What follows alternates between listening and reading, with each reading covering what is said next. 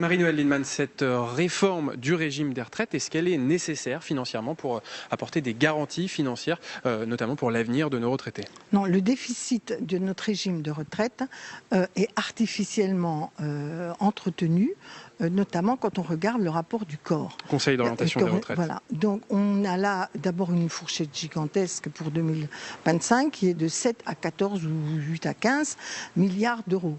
Donc on montre déjà le manque de pression. Et quand on regarde en détail, on se rend compte qu'il n'y a absolument pas d'augmentation des dépenses par rapport à toutes les prévisions avant, mais il baisse les recettes. Et pourquoi il baisse les recettes? Parce que l'État ne compense plus toute une série d'allégements de cotisations que la loi Veil pourtant obligeait à compenser. Et deuxièmement, parce que on a une estimation d'une chute du nombre de fonctionnaires et du gel des emplois, des salaires des fonctionnaires. J'ose espérer que d'ici 2025, on ne va pas geler les salaires des fonctionnaires.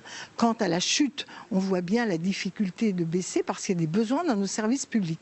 Donc ce système de déficit, il est lié à une survalorisation de manque de recettes provenant d'un jeu d'écriture de la part de l'État.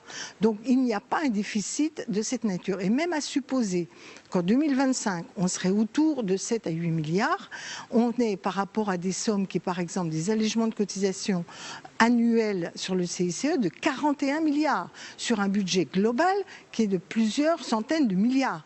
Donc ce n'est pas de nature à tout remettre en cause. Faut-il changer des choses? Oui.